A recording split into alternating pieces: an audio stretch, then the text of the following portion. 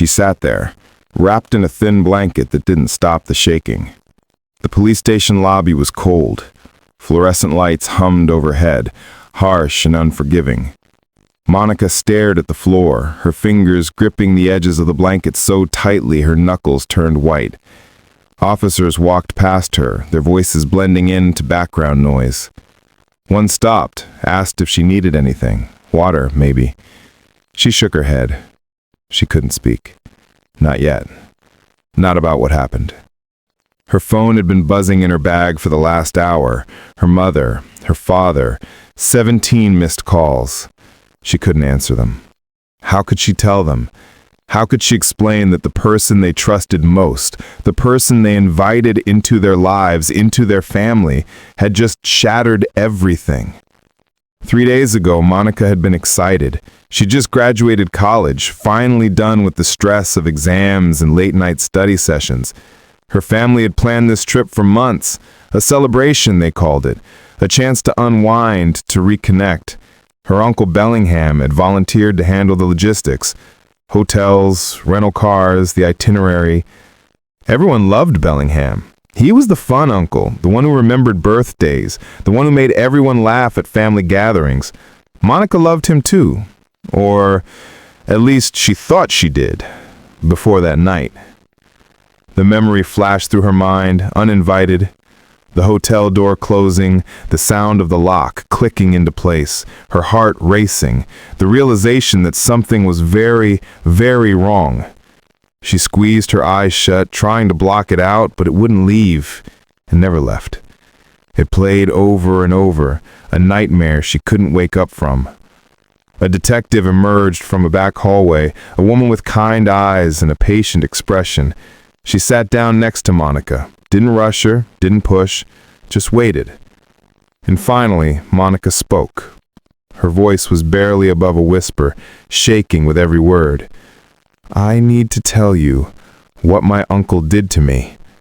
What happened during that family vacation would fracture Monica's family forever. It would expose a betrayal so deep, so calculated, that it would leave everyone questioning everything they thought they knew about trust, about family, about the people we let into our lives.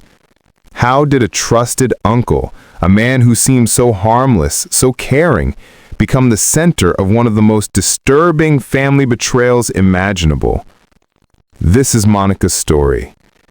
And if you stay with me, you'll understand why speaking up, why believing survivors, why protecting the vulnerable among us matters more than we could ever know. Before we go deeper, hit the like button so this story reaches more people who need awareness about situations like this. Monica was always the quiet one. Not shy exactly, just reserved. The kind of person who observed more than she spoke, who thought carefully before offering her opinion. As a child, she spent hours reading in her room, losing herself in stories where heroes always won and villains always faced justice. She was close with her parents, Grace and Anthony, but she never caused trouble. She got good grades, stayed out of drama, and kept a small circle of close friends. Her teachers called her gifted. Her classmates called her kind. Her family called her their little angel. And then there was Bellingham. He'd been part of Monica's life as long as she could remember. He was Grace's younger brother, only 15 years older than Monica, which made him feel more like a cool older cousin than a traditional uncle. He was the one who brought the best gifts at Christmas. He was the one who taught Monica how to ride a bike when she was 6, running beside her down the sidewalk while she wobbled and laughed and finally found her balance. He was the one who showed up at her high school graduation with flowers and a card that made her cry, because it was so heartfelt, so genuine. Bellingham had a way of making people feel seen. He remembered details about your life that even you forgot you'd mentioned. He asked about your dreams, your fears, your hopes. He listened in a way that felt rare, that felt special. Everyone in the family adored him. Grace trusted him completely. Anthony respected him. Monica's cousins looked up to him. If you had asked anyone in the family to describe Bellingham, they'd use words like charismatic, dependable, thoughtful, generous. He was the glue that held family gatherings together, the one who made sure everyone felt included, the one who smoothed over conflicts and kept the peace. But looking back, Monica would realize there were signs. Small things she dismissed at the time. The way Bellingham always seemed to find reasons to be alone with her. The time he offered to drive her to a friend's house, even though it was out of his way, then took a detour to show her a cool spot he'd found, isolated and empty. The way he'd text her late at night, casual messages asking how she was, what she was doing, if she needed anything. The way he'd compliment her appearance, not in a creepy way, just enough to make her feel noticed, valued. The way he seemed overly interested in her dating life, asking pointed questions about her boyfriends, their intentions, whether they treated her right. She never thought anything of it. He was family. He was Bellingham. He loved her. Or at least, that's what she believed. When Monica was in her late teens, Bellingham started acting more protective. If she mentioned going to a party, he'd offer to pick her up afterwards, said he didn't trust drunk drivers. If she dated someone new, he'd find subtle ways to criticize them, plant seeds of doubt. He'd say things like, "I just want to make sure he's good enough for you," or "You deserve someone who really understands you." At the time, Monica thought it was sweet. She thought it meant he cared. Her parents saw it the same way. Grace would say, "You're so lucky to have an uncle who looks out for you like that." Anthony would nod in agreement. Bellingham was respectful, never overstepped, never gave anyone a reason to question his intentions. He had a good job, owned his own home, donated to charity, volunteered at community events.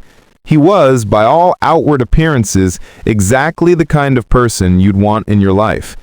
And that's what made what happened next so devastating.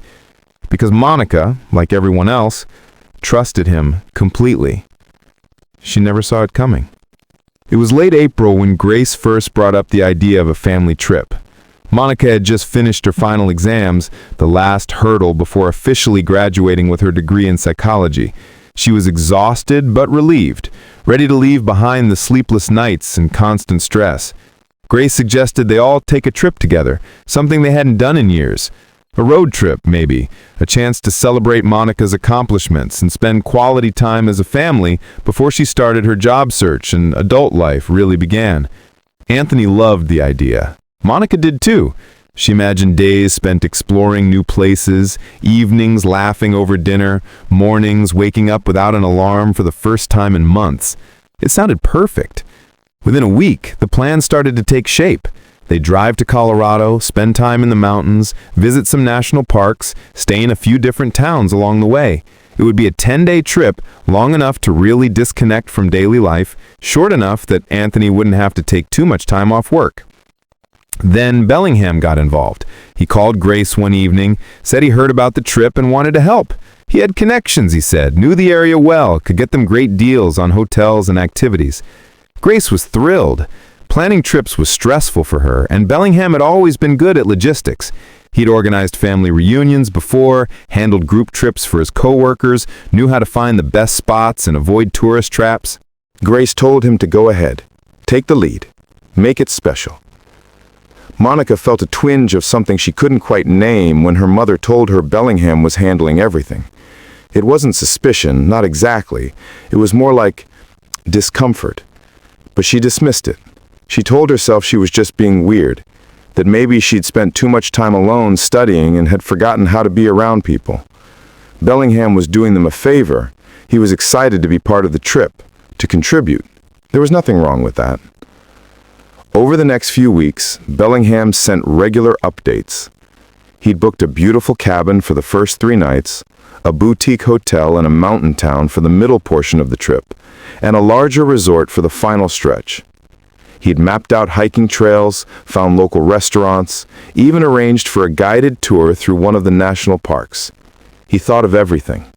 Grace kept thanking him, kept saying how lucky they were to have him. Monica tried to share her mother's enthusiasm, but something felt off. She couldn't explain it, couldn't point to anything concrete. It was just a feeling. The week before the trip, Bellingham showed up at Monica's apartment unannounced.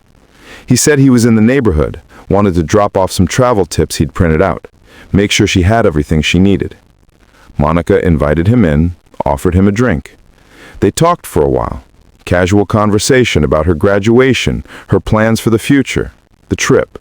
He seemed normal, friendly, the same Bellingham he'd always been. But then, as he was leaving, he paused at the door. He looked at her for a long moment, longer than felt comfortable. And he said, "I'm really looking forward to this trip, Monica. It'll be good for us to spend more time together." There was something in his voice, something she couldn't quite identify. It made her stomach twist, but she smiled, nodded, said she was looking forward to it too. After he left, she stood in her doorway for a few minutes, staring at the empty hallway. That uneasy feeling was back, stronger this time. She thought about calling her mom, mentioning it, asking if maybe Bellingham was acting a little strange lately. But what would she even say? He came by to be helpful? He looked at me weird? It sounded ridiculous even in her own head. So she said nothing, and she tried to push the feeling away. They left on a Saturday morning, early, before the sun had fully risen. Monica rode with her parents in their SUV. Bellingham followed in his truck. The drive was long, but beautiful, winding through flat plains and then climbing into the foothills, the landscape shifting from brown to green to the deep blues and grays of mountain terrain. They stopped for lunch at a roadside diner, everyone in good spirits, laughing and joking and taking pictures. Monica started to relax. Maybe the trip would be exactly what she needed. Maybe that uneasy feeling had been nothing. They arrived at their first destination just after sunset. The cabin Bellingham had booked was stunning, perched on a hillside with floor-to-ceiling windows overlooking a valley. Inside, it was cozy and rustic, with exposed wooden beams, a stone fireplace, and enough room for everyone to have their own room. Grace immediately started taking pictures, already planning to send them to relatives. Anthony carried in the luggage, already talking about what hikes they'd tackle the next day. Monica stood in the living room, taking it all in, and for a moment, everything felt perfect. But Bellingham was hovering. She noticed it right away.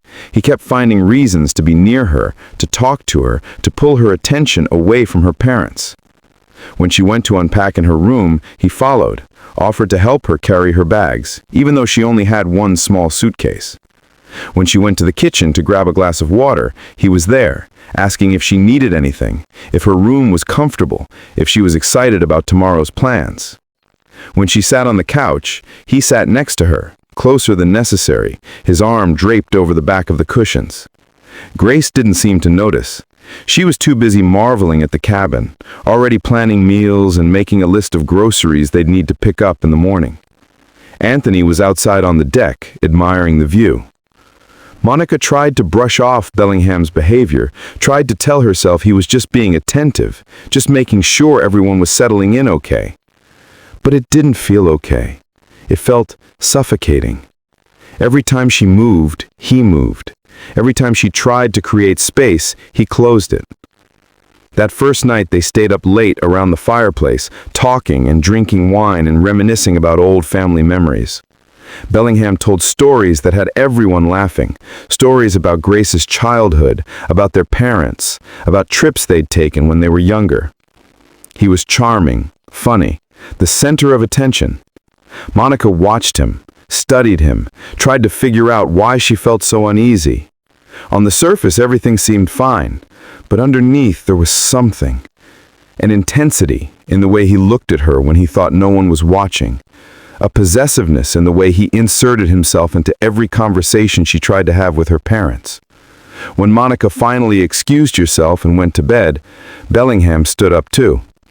He said he'd walk her to her room, make sure she had everything she needed. Monica said she was fine, but he insisted. He followed her down the hallway, stood in her doorway as she prepared for bed. He asked if she was comfortable, if the room was warm enough, if she needed extra blankets. She said she was fine, thank you, good night. He lingered. And then, just as she was about to close the door, he reached out and touched her arm. Just a light touch, nothing aggressive, but it made her skin crawl. "Sleep well, Monica," he said, his voice low, almost intimate, and then he was gone. Monica closed the door, locked it, and stood there for a long moment, her heart pounding. She told herself she was overreacting.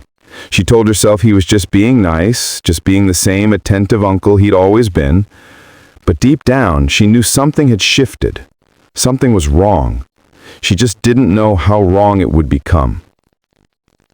The next morning, Monica woke up early, hoping to have some time to herself before everyone else got up. She made coffee in the kitchen, sat on the deck, watched the sun rise over the mountains. It was peaceful, quiet, exactly what she needed. But within minutes, Bellingham appeared. He poured himself a cup of coffee, sat down next to her. He didn't say anything at first, just sat there, close enough that she could feel his presence, that she couldn't ignore him. After a few minutes, he started talking about the view, about the trip, about how glad he was that they were all together. And then he said something that made Monica's stomach drop. He said, "You know, Monica, I've always felt like we had a special connection, like we understand each other in a way other people don't." Monica didn't know what to say. She smiled awkwardly, said something vague, tried to change the subject, but Bellingham kept going. He talked about how proud he was of her, how much he admired her, how he'd always thought of her as more than just a niece. Monica's hands started to shake. She set down her coffee, said she needed to go wake up her mom, that they had a busy day ahead. Bellingham didn't stop her, but as she walked away, she could feel his eyes on her, and she knew, without a doubt, that this trip was going to be a nightmare. The first 3 days at the cabin passed in a blur of forced smiles and mounting tension. Monica did her best to stay close to her parents, to avoid being alone with Bellingham, but he always found ways to insert himself. On hikes, he'd lag behind with her, claiming he wanted to make sure she didn't get lost. At meals, he'd sit next to her, his leg brushing against hers under the table. At night, he'd linger outside her room, always with some excuse. "Do you need anything? Did you lock the window? Are you sure you're comfortable?" Grace and Anthony remained oblivious. They were having the time of their lives, disconnected from work and stress, enjoying the beauty of the mountains and the simplicity of family time. Monica wanted to tell them. She wanted to say something, anything, to make them see what was happening. But every time she opened her mouth, the words wouldn't come. What would she even say? "He's being too nice? He talks to me too much?" It sounded ridiculous. And Bellingham was so careful, so calculated. He never did anything overtly inappropriate when others were around. He was the perfect uncle, attentive and kind and thoughtful. The discomfort was all in Monica's head. At least, that's what she kept telling herself.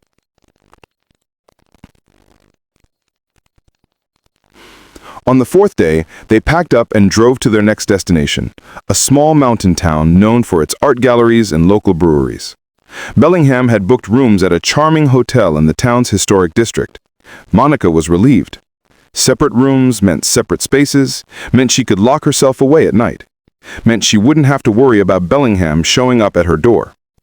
When they arrived at the hotel, Grace checked in while the rest of them waited in the lobby. Monica looked around, taking in the old-fashioned decor, the vintage photographs on the walls, the cozy seating areas. It seemed like the kind of place where nothing bad could happen. But then Grace came back from the front desk, and Monica knew immediately that something was wrong. Grace looked flustered, apologetic. The hotel manager followed her, a thin man with a nervous smile and apologetic hands. He explained that there had been a mix-up with the reservation. They'd booked 3 rooms, but the hotel only had record of 2. And unfortunately, they were completely booked. A local festival in town. No other rooms available anywhere in the area. He was terribly sorry, offered a discount, asked if they'd be willing to make it work. Anthony sighed, rubbed his forehead. Grace looked at Monica, then at Bellingham. "I guess 2 of us can share," she said. Monica's heart started to race. She wanted to volunteer to share with her mom, but before she could speak, Bellingham stepped forward. He said it made the most sense for Monica to share with him. Grace and Anthony needed their privacy. They'd been married for years. They deserved a romantic space. And besides, Monica knew him, trusted him. It wouldn't be weird. He said it so casually, so reasonably, that Grace immediately agreed. "That's perfect," Grace said, relief washing over her face. "Monica, you're okay with that, right?" Monica opened her mouth. She wanted to say no. She wanted to scream no. But everyone was looking at her. Her parents, the hotel manager, Bellingham. And Bellingham's eyes, they were calm, confident, almost daring her to object. If she said no, she'd have to explain why. And what would she say? She didn't have proof of anything. She just had a feeling, a terrible, gnawing feeling that had been growing for days. But feelings weren't enough. So she nodded. She said it was fine. And she watched as Grace thanked Bellingham, as the hotel manager handed over the keys, and as her parents disappeared into their room down the hall. Bellingham led Monica to their room. It was on the 3rd floor, at the end of a long hallway, isolated from the other guests. He unlocked the door, held it open for her. Inside, the room was smaller than she had expected. One queen-size bed, a small bathroom, a window overlooking the street. Monica's hands were shaking as she set down her bag. Bellingham closed the door behind them, locked it. The sound of the lock clicking into place echoed in Monica's ears, louder than it should have been. "This will be fine," Bellingham said, his voice light, casual. "I'll sleep on the floor if it makes you more comfortable." Monica nodded, didn't trust herself to speak. She wanted to leave, wanted to run down the hallway to her parents' room and tell them she'd made a mistake, that she'd rather sleep in the car. But Bellingham was already unpacking, already settling in like this was the most normal thing in the world. And maybe it was. Maybe she was the one being weird. Maybe she was the problem. That evening, they all went to dinner at a restaurant Bellingham had chosen. Grace and Anthony were in high spirits, ordering appetizers and wine, laughing and enjoying themselves. Monica barely ate. She pushed food around her plate, smiled when she was supposed to, nodded along to the conversation, but inside she was screaming. After dinner, they walked through the town, browsing shops and galleries. Monica stayed close to her mother, linked arms with her, tried to soak up every last moment of safety. Because deep down, she knew what was coming, and she didn't know how to stop it. When they got back to the hotel, Grace and Anthony said goodnight, disappeared into their room. Monica stood in the hallway, frozen, staring at the door to the room she was supposed to share with Bellingham. He was already walking toward it, key in hand. He turned back, smiled at her. "Ready for bed?" he asked, and Monica, with no other choice, followed him inside. Before we dive deeper, let us know in the comments where you're watching from. We'd love to hear from you. And if you're new here, click on the subscribe button so you never miss any of our upcoming videos.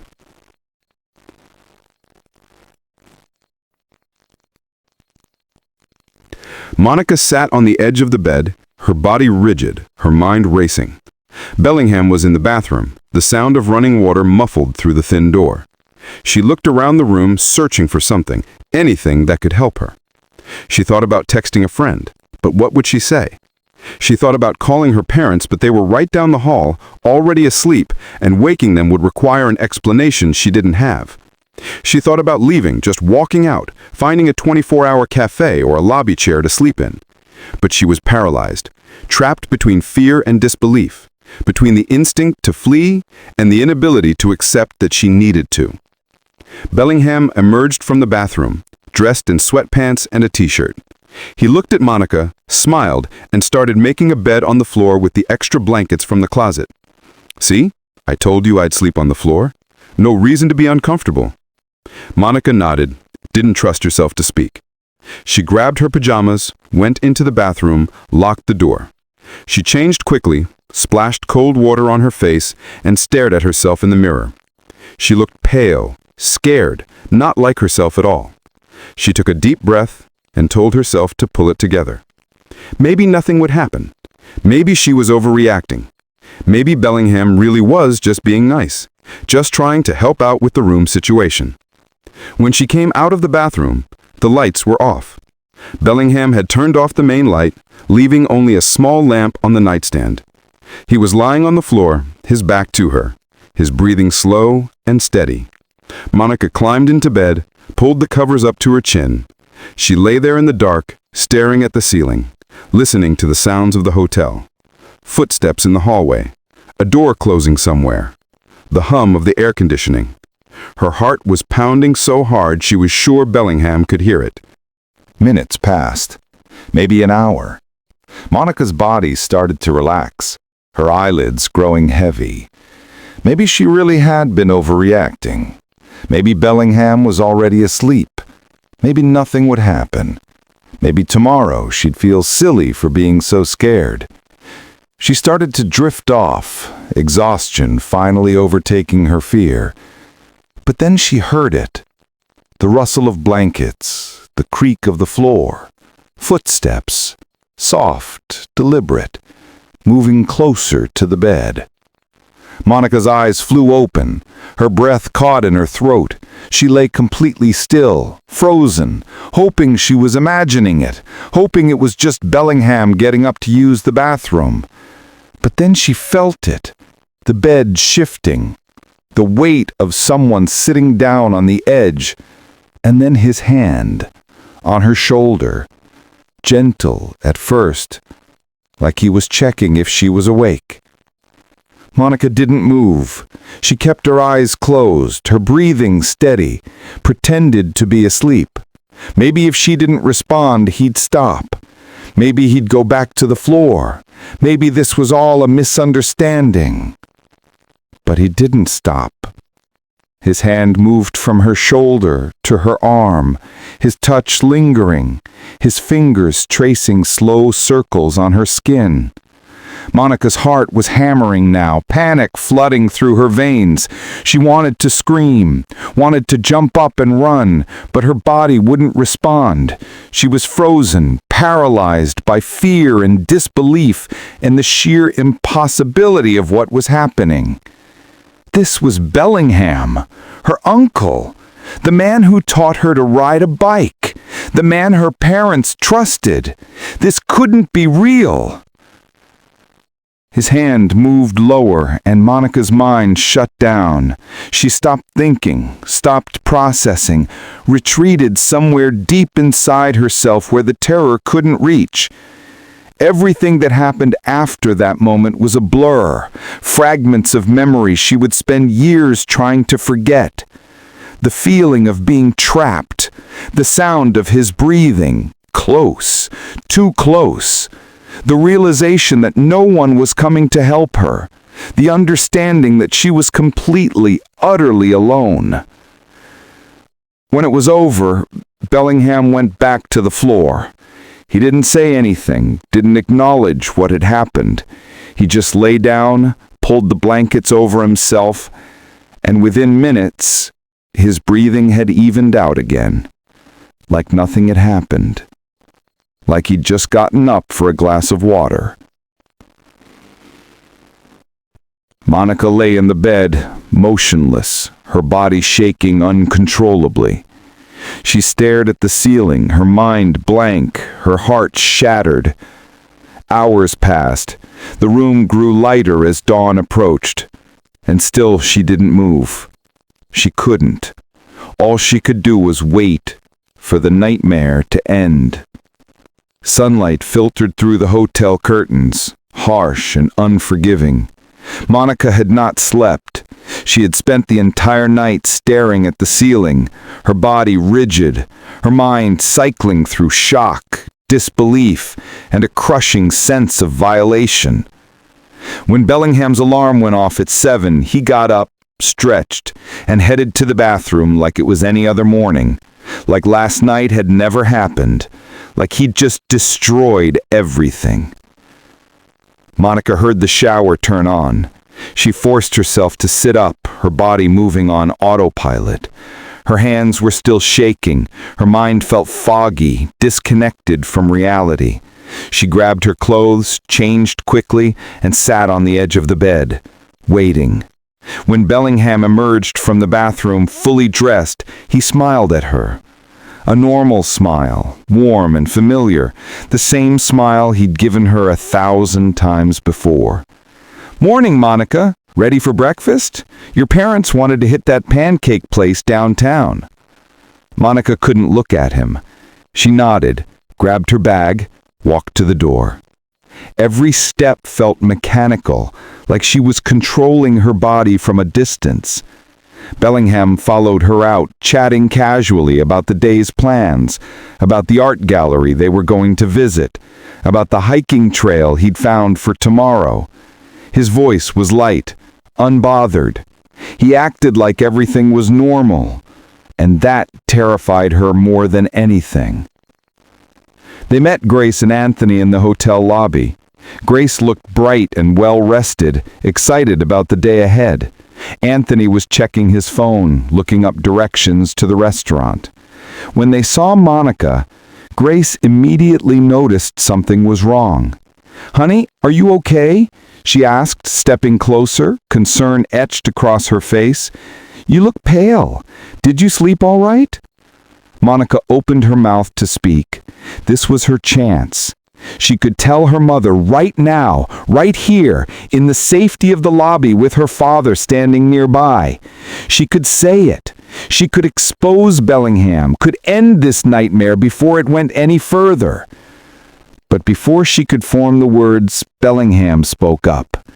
"She was tossing and turning all night," he said, his tone sympathetic. "I think the elevation might be bothering her. Or maybe something she ate at dinner didn't sit right." Grace nodded, accepting the explanation immediately. "Oh, sweetie, do you need to rest today? We can skip the gallery if you're not feeling well." Monica forced a smile, shook her head. "I'm fine," she said, her voice hollow. "Just tired. I'll be okay after some food." Grace rubbed her arm, gave her a reassuring smile, and the moment passed. The opportunity slipped away. Monica followed her family out to the car, Bellingham walking beside her, his presence suffocating. At breakfast, Monica couldn't eat. She stared at her plate, moving food around with her fork, responding to questions with one-word answers. Grace kept asking if she was sure she was okay, kept offering to take her back to the hotel. Monica kept saying she was fine, kept forcing smiles that didn't reach her eyes. Across the table, Bellingham ate heartily, laughed at Anthony's jokes, complimented the waitress, acted like the perfect family member. Monica watched him, a cold realization settling in her chest. He wasn't going to acknowledge what happened. He wasn't going to apologize or explain or show any remorse.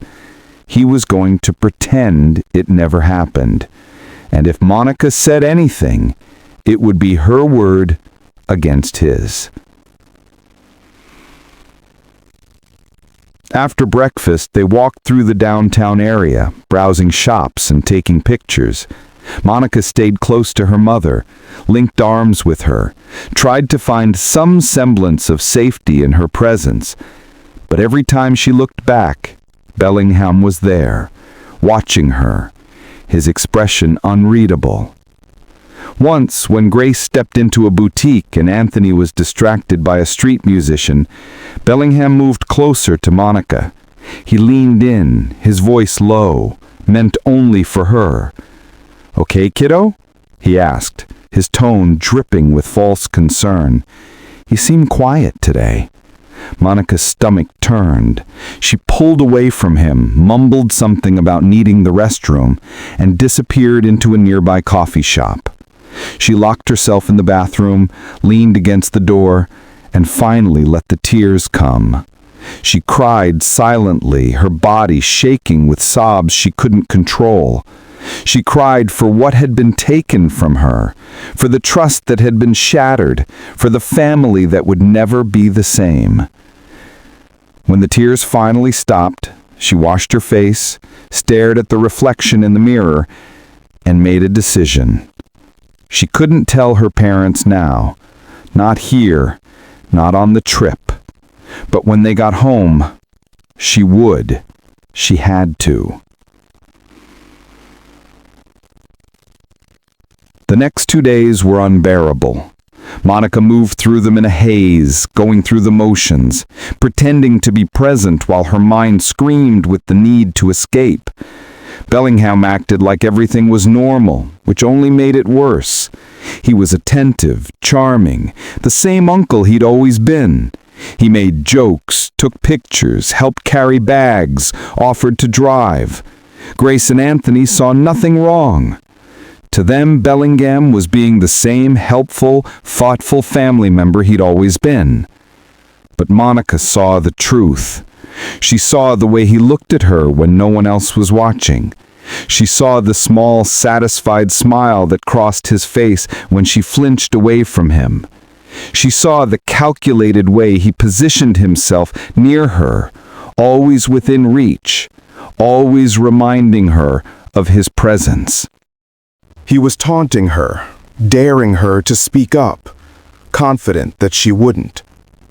On the 6th day of the trip, they moved to their final destination, a resort near a lake. The accommodations were beautiful, spacious rooms, a pool, hiking trails, everything a family could want for a relaxing vacation. But Monica felt like she was suffocating. She couldn't eat, couldn't sleep, could barely hold a conversation. Grace was getting more worried, suggesting they cut the trip short, take Monica to a doctor. Monica kept insisting she was fine, just tired, just overwhelmed from graduation and the trip. That evening, while her parents were down at the resort restaurant for dinner, Monica stayed in her room. She couldn't face another meal, another hour of pretending everything was okay. She sat on the edge of her bed, staring at the wall, her mind spinning. She needed to talk to someone. She needed to tell someone what had happened. But she was terrified. What if they didn't believe her? What if they blamed her? What if telling the truth destroyed her family? There was a knock at the door. Monica's heart jumped, panic flooding through her. She thought it might be Bellingham, come to check on her, to remind her of his power over her. But when she opened the door, it was her cousin, Lily, Grace's niece, who had driven up to join them for the last few days of the trip. Lily was 25, outgoing and warm, someone Monica had always felt comfortable with. "Hey," Lily said, her smile fading when she saw Monica's face. "Your mom said you weren't feeling well. I brought you some tea." Monica let her in, grateful for the company, for the distraction. They sat on the bed, Lily chatting about her drive, about her job, about random family gossip. Monica tried to focus, tried to engage, but her mind kept drifting back to that hotel room, to that night, to the violation that had shattered everything. And then, without warning, she started to cry. Not the quiet, controlled crying she'd done in the coffee shop bathroom. This was raw, ugly, uncontrollable sobbing that came from somewhere deep inside her. Lily immediately wrapped her arms around Monica, held her close, didn't ask questions, just let her cry. When the sobs finally subsided, Lily pulled back, looked Monica in the eyes, and said gently, "What happened?" Monica hesitated. The words were right there, on the tip of her tongue, but saying them out loud felt impossible. If she said them, they became real. If she said them, everything changed. But Lily's eyes were kind, patient, and Monica realized she couldn't carry this alone anymore. "Something terrible happened," Monica whispered, her voice shaking. "On the trip, with Bellingham." Lily's expression shifted, concern deepening into something more serious. "What do you mean?" she asked carefully. Monica took a deep breath, and then, in a voice barely above a whisper, she told her. Not all the details, not everything, but enough. Enough for Lily to understand. Enough for the truth to finally be spoken out loud. Lily's face went pale. Her hands tightened around Monica's. For a long moment she didn't speak, just sat there, processing what she'd just heard. And then, quietly but firmly, she said, "Monica, you need to tell your parents, tonight. And when you get home, you need to go to the police." Monica shook her head, panic rising again. "I can't. They won't believe me. He's Bellingham. Everyone loves him. They'll think I'm lying. They'll think I'm trying to ruin the family." Lily grabbed Monica's hands tighter, forced her to make eye contact. "Listen to me," she said, her voice steady, strong. "What he did to you is not your fault. You did nothing wrong. And if you don't report this, he could do it to someone else. Maybe he already has. You have to speak up. I know it's terrifying, but you're not alone. I believe you, and I'll be right there with you when you tell them." Monica's eyes filled with tears again, but this time they were different. This time there was a flicker of something she hadn't felt since that night. Hope. If you're still watching, it means stories like this matter to you. Share this video so it can reach more people who need awareness and support. Monica and Lily sat together for another hour, talking through what came next. Lily helped Monica organize her thoughts, encouraged her to write down everything she could remember, every detail that might be important when she spoke to the police. Monica's hands shook as she wrote, the pen barely staying steady on the paper, but she kept going. She wrote about the hotel room, about Bellingham's behavior throughout the trip, about the way he'd isolated her, the way he'd positioned himself to be alone with her. She wrote it all down, and with every word, she felt a small piece of her power returning. That night, after most of the family had gone to bed, Monica asked her parents to come to her room. Grace and Anthony arrived looking concerned, worried that Monica's sickness had gotten worse. Lily was there too, sitting beside Monica on the bed, a silent pillar of support. Her father closed the door, sat down in the chair by the window. Grace sat on the edge of the bed, reached out to touch Monica's forehead, checking for fever. "Honey, what's going on?" she asked softly. Monica couldn't look at them. She stared at her hands, twisting them in her lap, her heart pounding so hard she thought it might burst through her chest. She opened her mouth to speak, but nothing came out. Lily put a hand on her back, a gentle reminder that she wasn't alone. Monica took a deep breath, and then, in a voice shaking with every syllable, she said, "Mom, Dad, I need to tell you something, and it's really bad. I need you to just listen, okay? Please just listen." Grace and Anthony exchanged a worried glance. Anthony leaned forward, his expression serious. "Of course, sweetheart. We're listening." And so Monica told them. She told them about the hotel room, about waking up to Bellingham's hand on her, about the violation, the terror, the hours she had spent frozen in that bed. She told them about the way he'd acted the next morning, like nothing had happened, like he hadn't just shattered her entire world. She told them everything, her voice breaking, tears streaming down her face, her body trembling with the weight of finally speaking the truth. When she finished, the room was silent. Grace sat completely still, her hand over her mouth, her eyes wide with shock and horror. Anthony had gone pale. His jaw clenched so tightly Monica could see the muscles twitching. For what felt like an eternity, neither of them spoke. And then Grace let out a sound, a broken, strangled sob that seemed to come from the depths of her soul. She reached for Monica, pulled her into her arms, held her so tightly Monica could barely breathe. "Oh my God," she whispered, her voice shaking. "Oh, I'm so sorry." Anthony stood up, his hands balling into fists at his sides. His face had gone from pale to red, rage flickering in his eyes. "Where is he?" he said, his voice low, dangerous. "Where is Bellingham right now?" Lily spoke up, her voice calm but firm. "He's in his room. But Anthony, you can't confront him. Not here. Monica needs to report this to the police first. We need to do this the right way." Anthony looked like he wanted to argue, like every instinct in his body was screaming at him to go find Bellingham and make him pay. But he looked at Monica, saw the fear in her eyes, and forced himself to stay put. Grace pulled back, cupped Monica's face in her hands, looked at her with eyes full of tears and anguish. "Why didn't you tell us sooner?" she asked, her voice breaking. "Why didn't you come to us that morning?" Monica's tears fell harder. "I tried," she whispered. "I wanted to, but I was so scared, and he was acting like nothing happened, like I imagined it, and I thought maybe no one would believe me. He's your brother, Mom. Everyone loves him. I thought you'd think I was lying." Grace shook her head violently, fresh tears spilling down her cheeks. "No, no, sweetheart, I believe you. I believe every word, and I am so sorry that I didn't see it, that I didn't protect you, that I put you in that situation." She turned to Anthony, her expression hardening.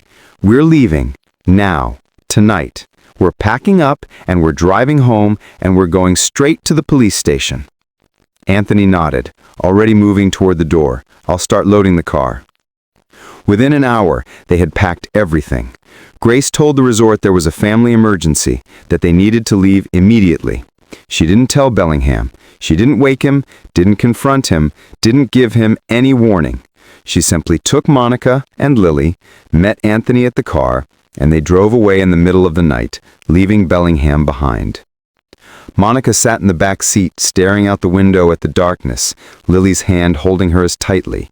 The trip that was supposed to be a celebration had become a nightmare. But for the first time since that night in the hotel room, Monica felt like she could breathe. The drive home took 12 hours. They stopped only for gas and bathroom breaks.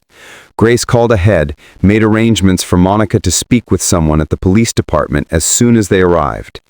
Anthony drove in silence, his knuckles white on the steering wheel, his jaw still clenched with barely contained rage. Grace sat in the passenger seat, crying quietly, blaming herself, apologizing over and over. Monica kept telling her it wasn't her fault, but Grace couldn't hear it, couldn't accept it. When they finally pulled into their driveway, the sun was just beginning to rise. Monica had not slept. She'd spent the entire drive replaying everything in her mind, preparing herself for what came next. Grace helped her inside, made her a cup of tea, sat with her at the kitchen table. "We have an appointment at the station in 2 hours," Grace said softly. "Do you need anything? Do you want to rest first?" Monica shook her head. "I just want to get it over with." And so they waited, the three of them, sitting in the quiet morning light until it was time to go. The police station was cold and impersonal. Monica sat in a small interview room, a female detective across from her, a recording device on the table between them. Grace wanted to be in the room, but the detective gently explained that Monica needed to give her statement alone.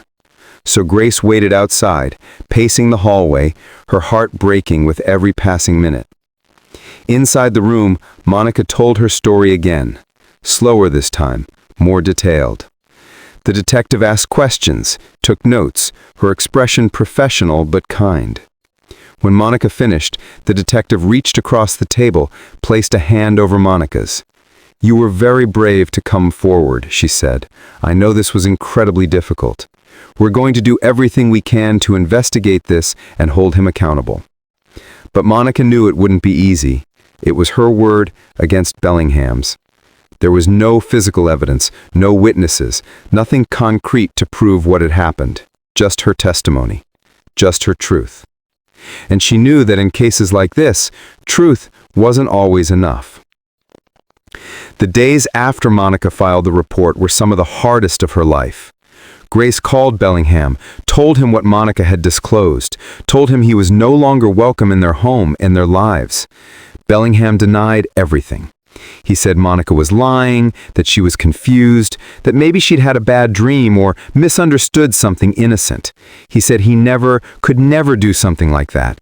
He sounded hurt, betrayed, like he was the victim. And that made Monica's blood run cold. Grace didn't believe him.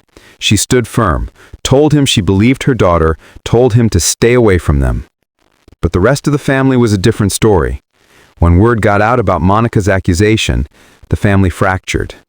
Some believed Monica immediately cut ties with Bellingham, offered their support and love. But others hesitated. They said Monica must be mistaken, that Bellingham was a good man, that there must be some explanation. Some accused Monica of trying to ruin Bellingham's reputation, of lying for attention, of being dramatic. She heard the whispers, saw the sideways glances at family gatherings she no longer attended. She heard through relatives that Bellingham was telling his side of the story, painting himself as the wrongly accused, the victim of false allegations. He had supporters, people who believed him, who thought Monica was lying. And that hurt almost as much as what he'd done to her. The betrayal of knowing that people she'd known her whole life, people who claimed to love her, were choosing to believe her abuser over her. Grace was devastated. Her brother, the person she'd trusted most outside of her own immediate family, had violated her daughter, and half the family didn't believe it. She did the same. He wanted to confront Bellingham, wanted to make him pay, but the lawyers advised against it. Any contact could jeopardize the investigation. So Anthony had to sit with his rage, had to channel it into supporting Monica instead. The legal process moved slowly. The detective assigned to Monica's case was thorough, compassionate, but realistic. She explained that cases like this were difficult to prosecute. Without physical evidence, without witnesses, it often came down to credibility. And juries were unpredictable. She encouraged Monica to consider therapy, to focus on her healing, regardless of what happened legally. Monica appreciated the honesty, even though it broke her heart. Months passed. Monica started therapy, began the long, painful process of working through her trauma. Her therapist was patient, kind, never pushed her to talk about things she wasn't ready to discuss. Slowly, Monica started to reclaim pieces of herself. She started to understand that what happened wasn't her fault, that she didn't cause it, that she couldn't have prevented it. She started to rebuild her sense of safety, her ability to trust, her belief that the world could still be a good place despite the evil she'd experienced. She joined a support group for survivors of sexual assault. Hearing other people's stories, knowing she wasn't alone gave her strength she didn't know she had. She met women who had been through similar experiences, who understood the complexity of family perpetrators, who knew what it was like to be doubted and blamed and called a liar. They became her lifeline, her proof that she could survive this, that she could heal. One woman in the group, an older lady named Patricia, told Monica something that stuck with her. Patricia said, "You know, people always ask survivors why we didn't fight back, why we didn't scream, why we didn't run. But they don't understand how trauma works. They don't understand that when you're in a situation like that, your body and mind go into survival mode. You freeze, because that's what your brain tells you to do to stay alive. And that's not weakness. That's biology. That's your body trying to protect you in the only way it knows how." Monica cried when she heard that, because for months she'd been blaming herself for freezing, for not fighting, for not doing more. And hearing that it wasn't her fault, that her response was normal, was the permission she needed to start forgiving herself. Eventually, the district attorney's office made a decision. They told Monica they believed her, but they didn't think they could win the case in court. There wasn't enough evidence. Bellingham had no prior record, had a good reputation, had character witnesses lined up to testify on his behalf. It would be Monica's word against his, and the jury might not convict. They offered to continue pursuing charges if Monica wanted to go to trial, but they warned her it would be brutal. The defense would attack her credibility, bring up her past relationships, question every detail of her story. They would try to destroy her on the stand. Monica thought about it for weeks. She talked to her therapist, her parents, the women in her support group. Part of her wanted to fight, wanted to make Bellingham face consequences, wanted to see him held accountable in a court of law. But another part of her knew that going to trial might destroy her, that reliving the trauma in front of a courtroom full of strangers, that being cross-examined by lawyers determined to paint her as a liar, might undo all the healing she'd worked so hard to achieve. In the end, she decided not to pursue criminal charges. It was one of the hardest decisions she ever made, but it was hers, and that mattered. Instead, Monica focused on her own healing, her own life. She got a job, moved into her own apartment, started building a life that didn't revolve around what Bellingham had done to her. She stayed in therapy, continued going to her support group, learned how to set boundaries and trust her instincts. She cut off contact with any family members who still doubted her story, who still made excuses for Bellingham. It was painful, but necessary. She realized that healing meant surrounding herself only with people who believed her, who supported her, who chose her. Grace struggled with her own guilt for years.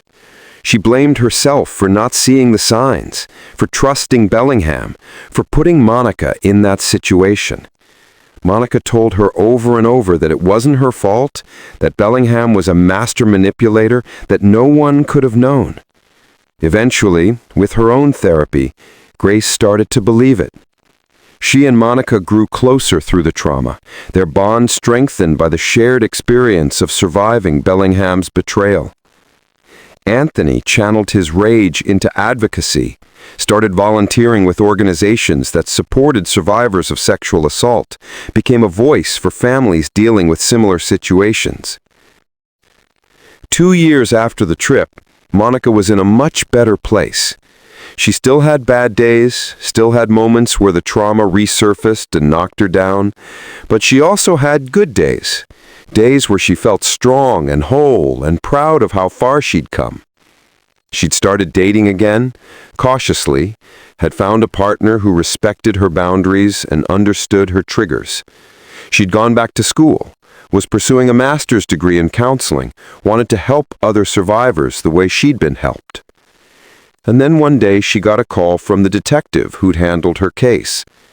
There had been another report. Another young woman had come forward accusing Bellingham of assault. It had happened recently, under similar circumstances, during a family event.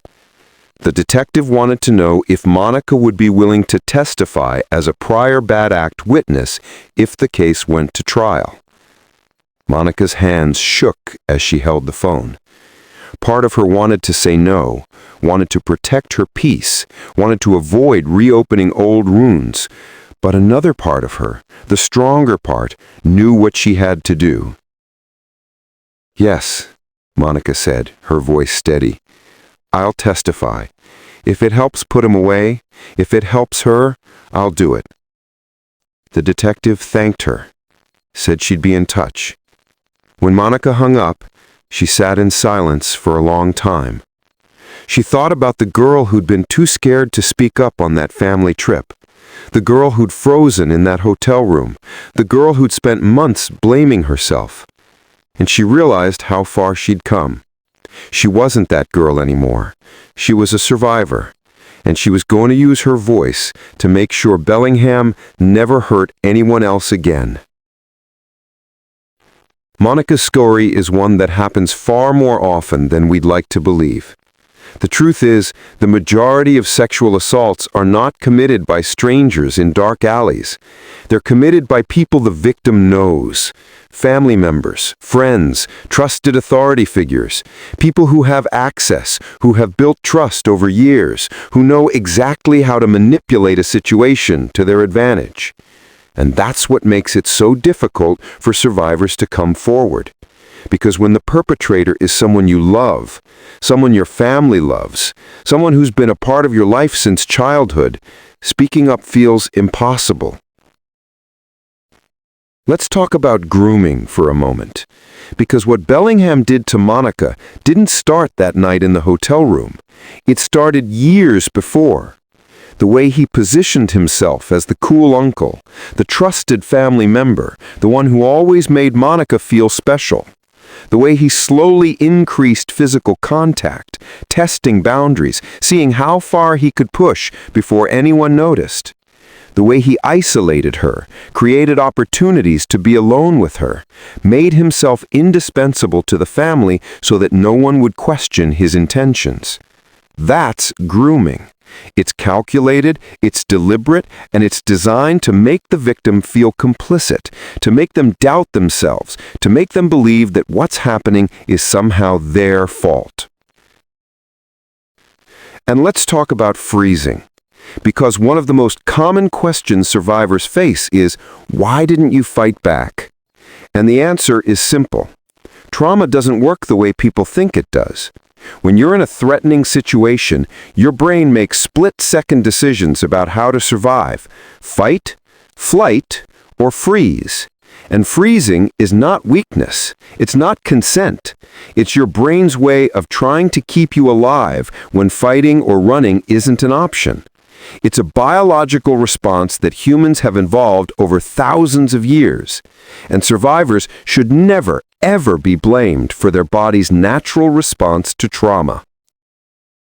Monica froze that night in the hotel room, and for months afterward she blamed herself for it. She wondered if freezing meant she had somehow let it happen, if she could have stopped it, if she'd just been stronger, braver, more assertive. But the truth is, there was nothing she could have done differently. Bellingham created a situation where she had no power, no options, no way to escape. And that's on him, not her. Every choice he made that night was his. Every boundary he crossed was his decision. Monica did nothing wrong. Another critical lesson from Monica's story is this: believe survivors. When someone comes to you with a disclosure of abuse, especially abuse by a family member or trusted person, your first response matters more than you can imagine. Grace believed Monica immediately. She didn't question her, didn't make excuses for Bellingham, didn't suggest that maybe Monica misunderstood.